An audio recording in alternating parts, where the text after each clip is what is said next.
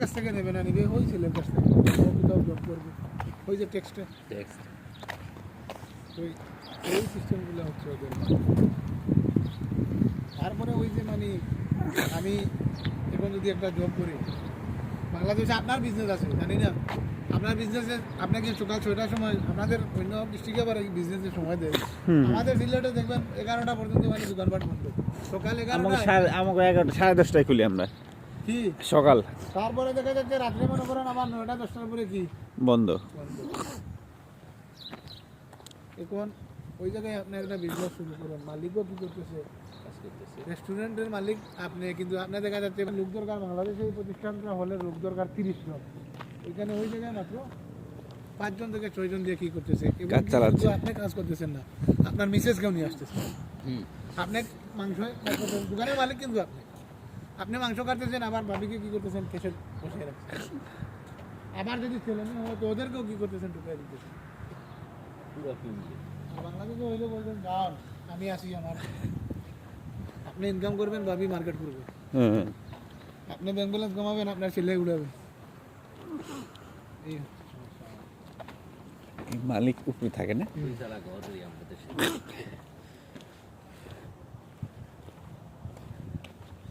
তারপর ওই যে অল্পতেই সন্তুষ্ট না ওরা, অল্পতেই ওই রকম দেখছো, ওই আমাকে 3 তলা আমার 5 তলা কীভাবে হবে।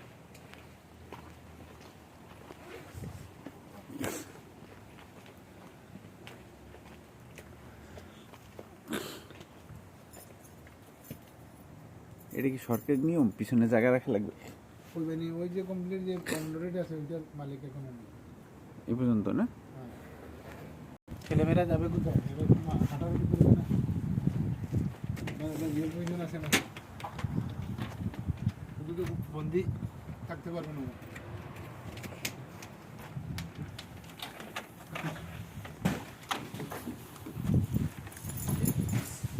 আচ্ছা আপনারা শুকুলেন, আমি ওই বক্সটা পেক করে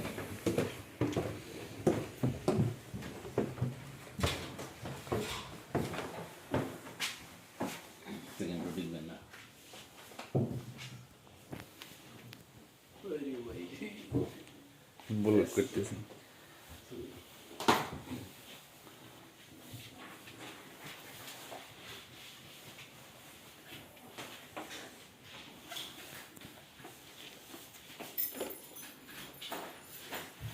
চিনি দেখছে,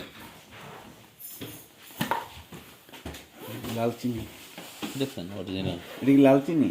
ওই ব্রাউন সুগার, গুড়ের না, না অরিজিনাল আখের দেখছেন, আর আমরা দেশে রং দিয়া ব্রাউন চিনি বানায়। ও যা বাঙালির মতো বিশ্বাস করতে হবে।